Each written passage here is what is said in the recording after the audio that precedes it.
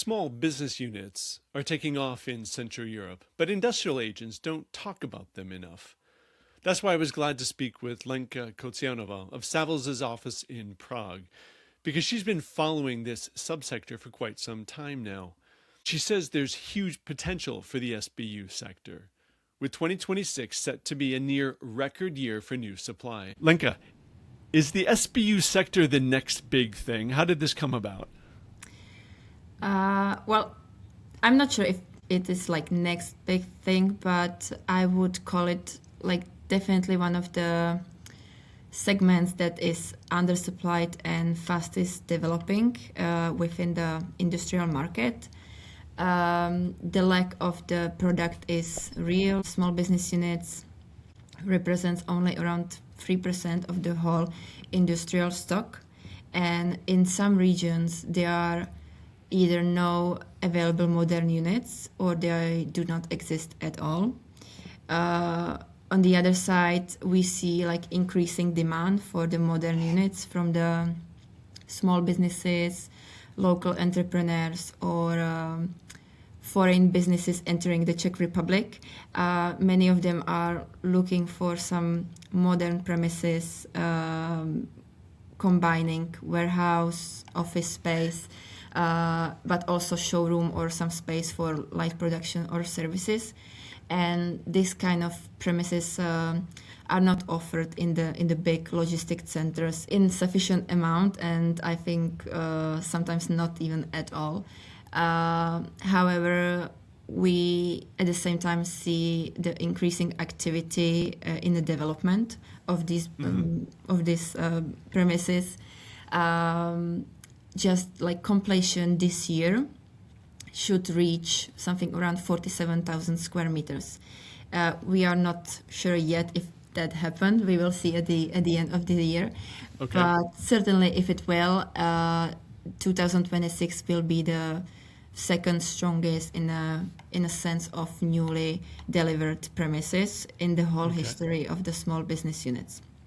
Why now? I mean, there must be several causes driving that kind of a spike in demand.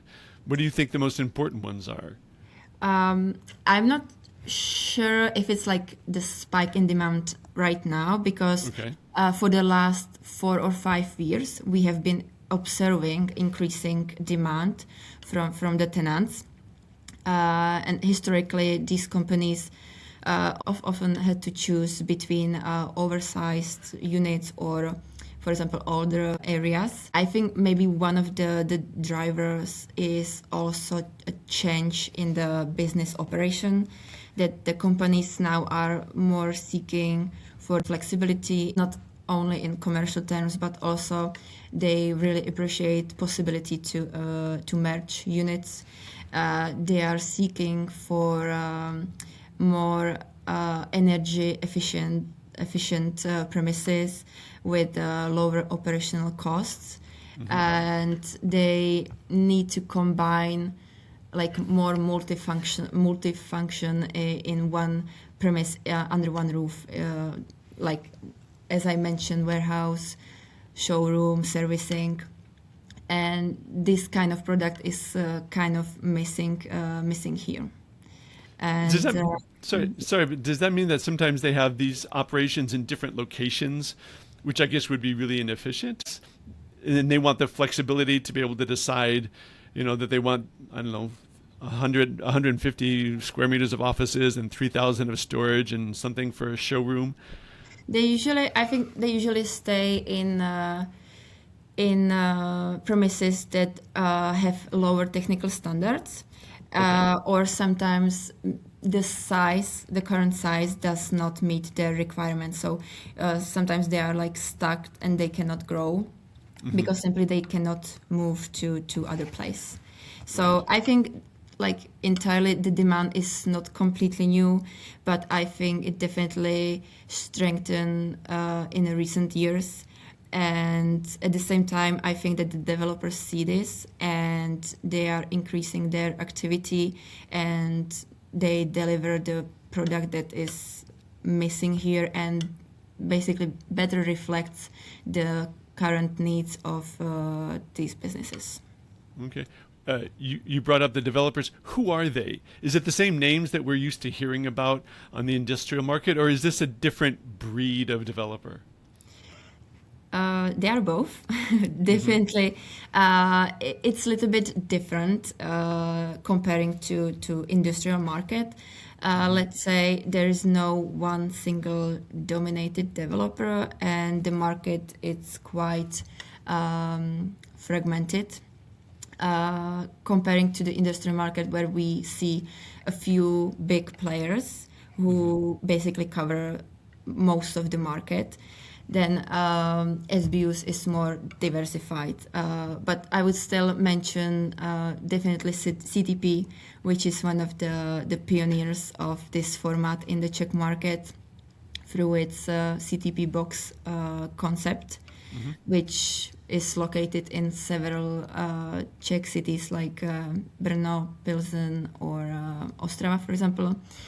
I would mention Kontera, which is expanding with its city-side concept, which is like multifunctional format for urban premises.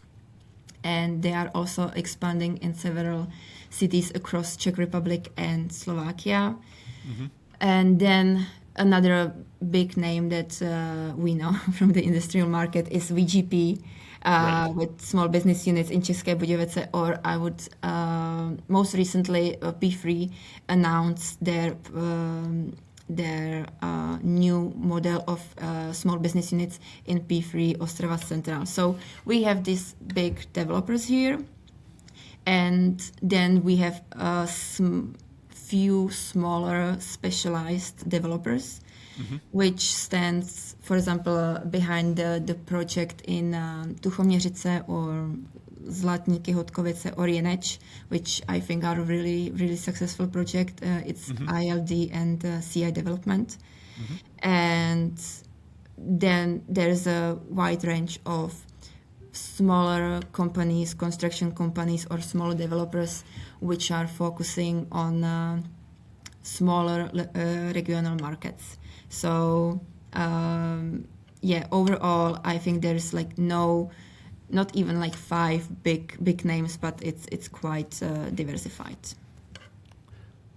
I was amazed to read in your report that there are so many regions that have none of this type of space at all.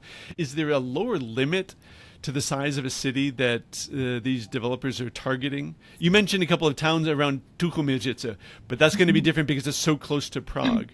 Yeah, how about some like just standalone cities often on their own? What's the lowest size of a city where you're seeing interest?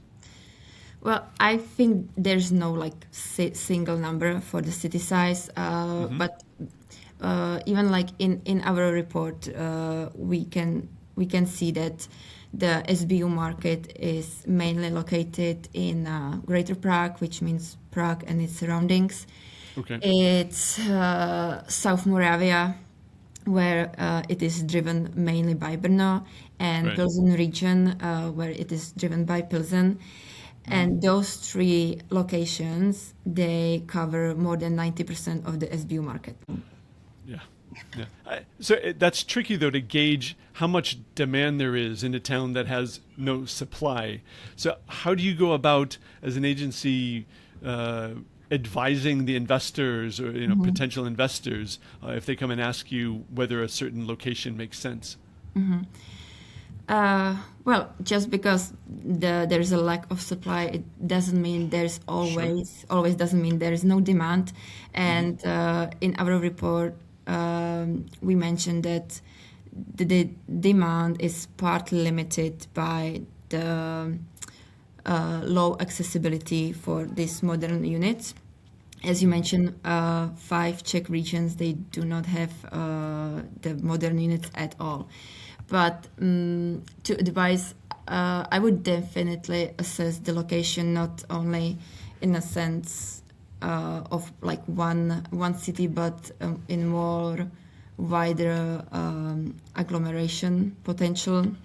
I think it's definitely important to analyze the local business activity, the industrial activity, employment, how the infrastructure is being built there, if there's a good accessibility in that location for customers and for employees, because employees nowadays are also very important for the businesses.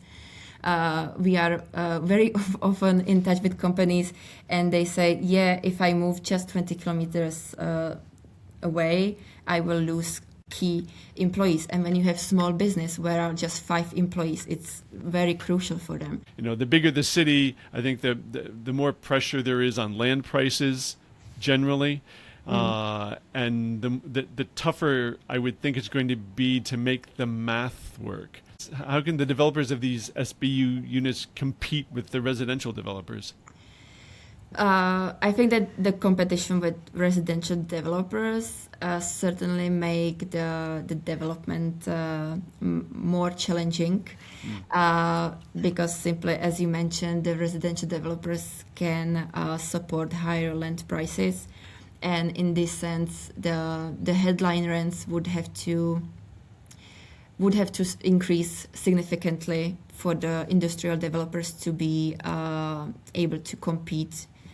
I think that's same for SBUs as for the industrial developers. I think the competition is mainly on the well-located urban locations. I think that not every land is suitable for the residential use. We see that some previously industrial lands are now being redeveloped for a residential usage. For example, Nová Zbrojovka in Brno or several projects here in Prague. However, I think not every location is suitable for this purpose because, for example, the brownfields, they sometimes have a very strong industrial history. They have really good existing infrastructure. They have very valuable utility capacity. And on the other hand, they have some disadvantages like contamination or higher pollution, or just the surroundings is industrial. So it doesn't make sense to rebuild it for the residential use, and the most logical step is to stick to the industrial. SBUs, they still have, comparing to the industrial market, a little bit higher advantage because they have a higher headline rent. So in some inner locations, they can still compete to the two residential ones. Great. Listen, Lenka, thank you very much. Very informative. Thank you for having me, Robert.